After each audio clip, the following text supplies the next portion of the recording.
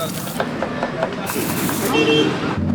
salivating right now. It's evening in Delhi. Hundreds of people are streaming out of their offices, hungry, and for 40 years, Sardarji Parathe Wale has been serving beautiful, hot, buttery, flaky parathas up to all these hungry people lining the streets.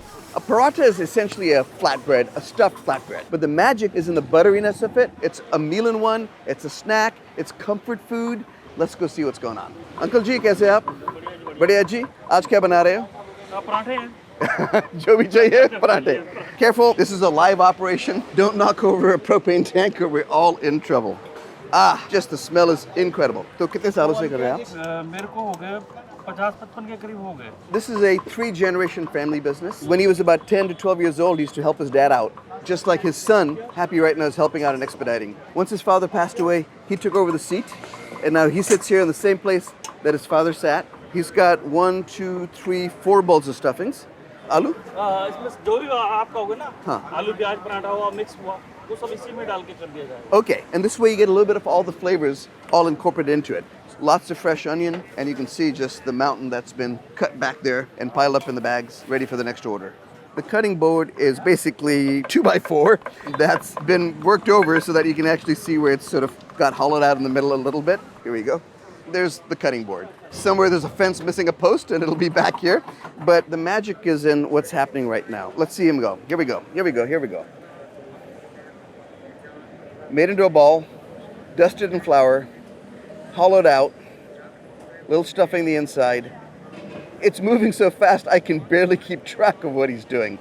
And then rolled out without tearing the dough. 40 years of practice, right? And this is how it looks. And straight on the grill. I mean, what's blowing my mind is that he's putting in jagged bits of onions and potatoes, stuff that if I try to do at home would just tear right through the paratha. Obviously with the technique that he's got going, these parathas are not tearing. The ingredients are not poking through and bursting. So he's grabbing a handful of dough. Looks about just somewhere between a golf ball and a tennis ball in size. He's really almost massaging it in his hands to get it super smooth, a liberal dusting of the flour. And then in this just really amazing sort of movement, he's hollowing it out, stuffing it, pinching off a little bit of the extra in the top. You can see the part that he pinched off. And then he's got probably the amount of pressure that he needs to make this paratha down to an art form. By stuffing it in the middle and then enclosing it and pushing it down and rolling it out, he's making sure that the stuffing spreads perfectly even so that all the way to the edge, the potato stuffing fills that paratha, in that thin little disc. This is nothing like a crepe or a pancake with toppings. He's not making something and then just sprinkling stuff and folding it over. But it's essential to the nature of the paratha is that the stuffing's inside and that it's flattened to this disc and cooked.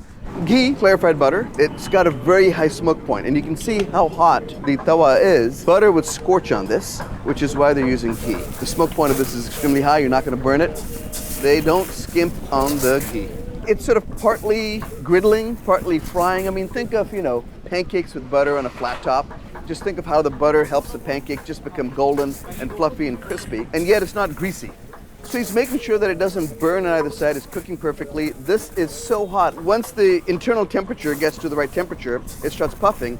And what he's doing by pressing is essentially helping create the air pockets inside from one side to the other, and it'll start to puff up slowly. From the rolling to a paratha hitting that plate, I'm estimating about a minute, 10 seconds. रात में कितने बनाते हैं एक शाम? गिनती आज तक नहीं करी हमने. अब तक गिनती. Refuses to count. गिनने का टाइम ही नहीं होता एक गिनने का. He doesn't have time to count. It's just happening. But we can estimate. We can take a guess. We can just take a guess based on what time he starts and what time he finishes at a paratha, about a minute going out. Look at the puff. Look at the puff. And that's what the pressing on the sides does. Forces the air into the middle. And that steam, that pocket on the inside is making sure that the stuffing is perfectly cooked and moist and delicious. The top burners are cast iron. I mean, he's probably cranking 150, 200,000 BTUs per burner. I mean, it is insane. I know I'm exaggerating a little bit. It's the same reason why pizza cooked in a 900-degree oven, it's got that butteriness to it, that softness to it, that chew, because the dough is cooked in about 90 seconds. So you got the dough cooked, but while it's still retaining its pliability. I am so envious, so jealous of cooking in the streets of India. I mean, you got a propane tank in the middle of the street. These tables look like, they're about one bump away from collapsing. This rolling block of his, made out of marble, is balanced on just some wadded up newspaper over there, but probably at the perfect angle for him to work. The rolling pin rests perfectly on the top. It's about economy of motion. It's about economy of placement. It's about essentially everything being within arm's reach and keeping it compact. I often argue that our American kitchens, professional kitchens, are too big. They're just too big. There's too much movement back and forth. If you could just stand in one place and rotate and reach everything you need, that's essentially what street cooking looks like. You know, without worrying about regulations, fire safety drills. On this little phone here is streaming a live feed from the Golden Temple in Amritsar, one of the holiest sites for Sikhism. This is their why. This is their purpose. He rolled the incense by himself by hand in the morning. But of course, the takeout ordering is announcing right next to it. So, you know, religion, commerce. I mean, you can do both, right? So let's go around this side. What all do we have in here? Mix अचार होता है sir mix अचार होगा इसमें गाजर भी होगी मिर्च भी होगी आम भी होगा नींबू भी होगा It's just a nice, pungent, spicy, sour, tart, acidic condiment, a pickle, to counterbalance the sort of ghee-laden paratha so that it cuts through it. So there you see a plate being made. And then a little bit of green chutney on the side. I'm losing it. I gotta order one, because if I don't, I'm just gonna be starting to slobber all over my face. So let me go in and place. So one aloo paratha. One aloo paratha. With some raita on the side. No green chutney. Okay. Thank you. Oh, I'm getting the special butter paratha treatment. All right, well, this is gonna be...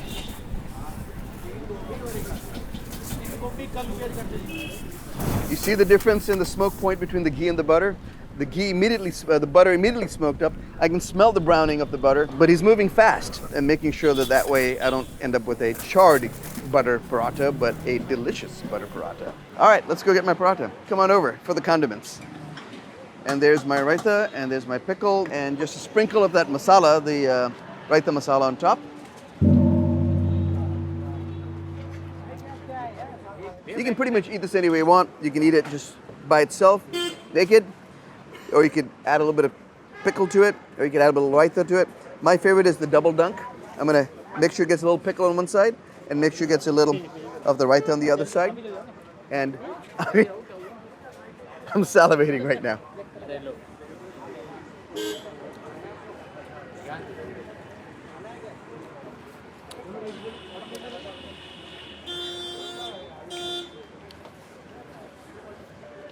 This is the real deal, guys. It's comfort food. This is mac and cheese. Whether it's butter or whether it's ghee, the way it hits that hot tawa and smokes and browns, it adds a nuttiness to the bread. I mean, you can see the color of the paratha has completely changed. It's those milk solids in there that are caramelizing and becoming a part of the whole experience. So I just discovered that the anda paratha, the egg paratha, is not what I thought it was going to be. I just thought they put an egg inside the paratha, like maybe an omelet or a scramble or something. No, they cook it in a very special way. Let's go take a look at how they do it. All right, so mix anda here. And what did you put in there? Chili powder and salt? Oh, he pokes a hole. Pours it in the hole. I love it. Yeah, must say. I thought.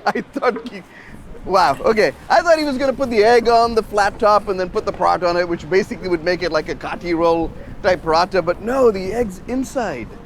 Wow. So now just the eggs cooking on the inside along with the pyaz? Just plain anda. Aloo. Okay, so this is a potato with the egg added to the inside of this. I guess he doesn't need to salt it because probably the potatoes are already well seasoned. There's a lot of salt going on already. And this is the cool part. The poke into the hole. Perfect pour, not a drop outside the paratha. Man, I can barely pour chai into a cup straight, and this guy's putting 2 eggs in the inside of a sleeve, a pocket. Gives the idea of a hot pocket a whole new definition. The last one was a single egg. I got the double egg. What's the difference in price? 20 rupees. 20 rupees more. Single egg for 50 rupees and double egg for 70 rupees. Amazing. A aloo paratha made by hand from scratch. We saw every step of the process with 2 eggs in it.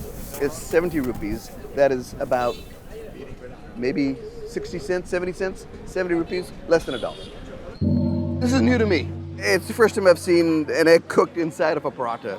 God dang, that's hot. Poof. Oh, that's beautiful. That looks gorgeous.